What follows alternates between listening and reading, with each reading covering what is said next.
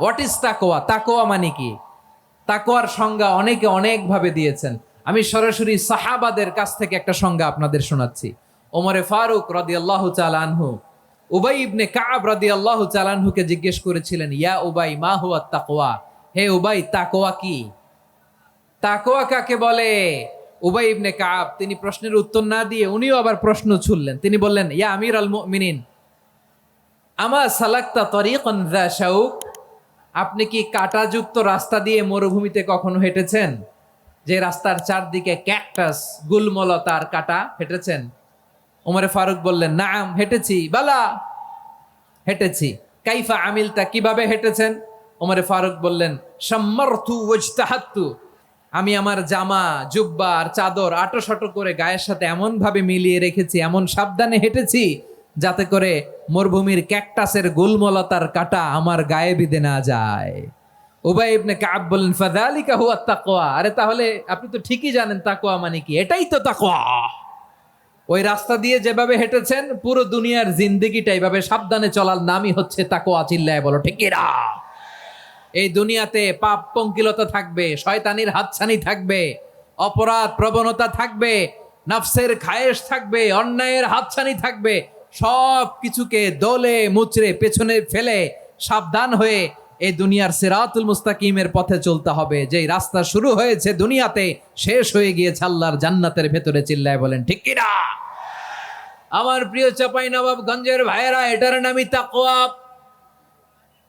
উবাই ইবনে কাব বললেন, ও আমিরুল মুমিনিন, ওই কাঁটাযুক্ত গুলমলতার রাস্তার মধ্যে ঠিক যেমনি সাবধান হয়ে আপনি হেঁটেছেন, এই দুনিয়ার বুকে ওই সাবধান হয়ে চলার নাম হলো তাকওয়া। সুবহানাল্লাহ। তাহলে তাকওয়া কারে বলে? আমার চাঁপাইনবাবগঞ্জের কলিজার টুকরা ভাইয়েরা, বুঝতে পারছেন আপনারা? হ্যাঁ, তাকওয়ার শুধু দুইটা নমুনা আপনাদের সামনে পেশ করব, আপনাদের ক্লিয়ার হয়ে যাবে। একটা নমুনা তো দিলাম, আরেকটা নমুনা, সেটাও ওমরে ফারুক রাদিয়াল্লাহু তাআলা আনহুর জীবনী থেকে। উনি ছিলেন ন্যায়পরায়ণ শাসক। রাত্রিবেলা প্রজাদের কি হাল হাকিকত, কি অবস্থা, ঘুরে ঘুরে প্যাট্রোলিং করতেন পুলিশের মতো। তো সারা রাত প্যাট্রোলিং করে সারা রাত তিনি ঘুরেছেন কার কি অবস্থা দেখে। শেষ রাতে তিনি ফিরে আসতেছেন। তিনি থাকতেন, সহিহ বুখারীতে এসেছে, কানা ইয়াসকুনু ফি আওয়ালিল মদিনা, মদিনার উঁচু এলাকায় থাকতেন। তো ফিরে আসার সময় উনি একটা প্রাচীর বেষ্টিত ঘরের পাশে দুইজন নারীর কথোপকথন শুনতে পেলেন। কয়জন নারীর? দেখি আপনাদের মনোযোগ আছে কিনা, বলেন কয়জন নারীর? একজন বৃদ্ধা, একজন যুবতী।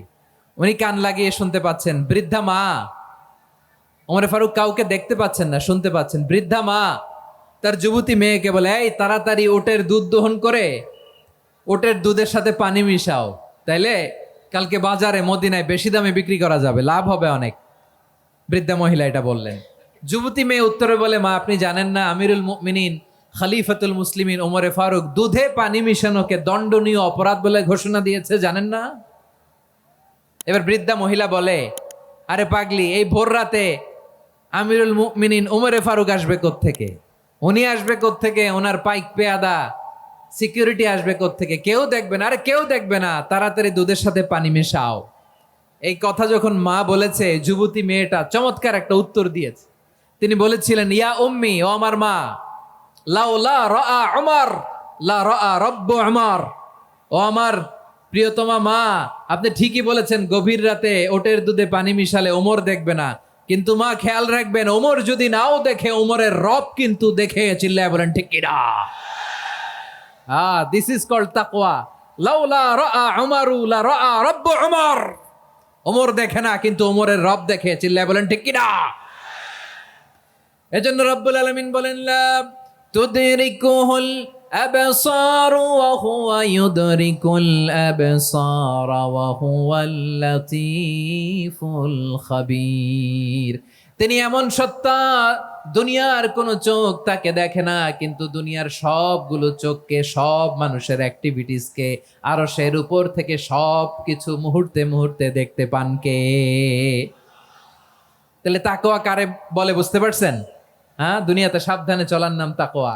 কেউ দেখে না, কিন্তু আল্লাহ দেখে। এই সেন্স, এই জবাবদিহিতার ভয়, দ্য সেন্স অফ অ্যাকাউন্টেবিলিটি, এই সেন্স নিজের মধ্যে গ্রো করার নাম হচ্ছে তাকওয়া।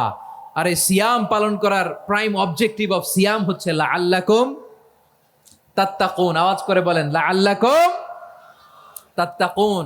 আমার প্রিয় ভাইয়েরা, এই আসন্ন রমাদান এটা এমন এক বরকতের মাস যে মাসে আমরা নিজেদের নাফসের উপর নিয়ন্ত্রণ প্রতিষ্ঠা করি। সারা বছর নাফস আমাদেরকে নিয়ন্ত্রণ করে, আর রমাদানে আমরা নাফসকে নিয়ন্ত্রণ করি। কথা বুঝতেছেন?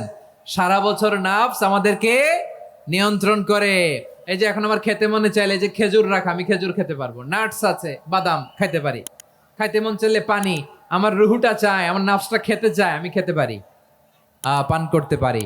বিবাহিতরা দিনের বেলায় স্ত্রীর সাথে মেলামেশা করতে চাইলে করতে পারে, কিন্তু রমাদানে দিনের বেলায় খেতে মনে চায় কিন্তু আমরা খাই। আমার প্রবৃত্তি খেতে চায় কিন্তু প্রবৃত্তির কথা আমরা শুনি, কথা কয় না।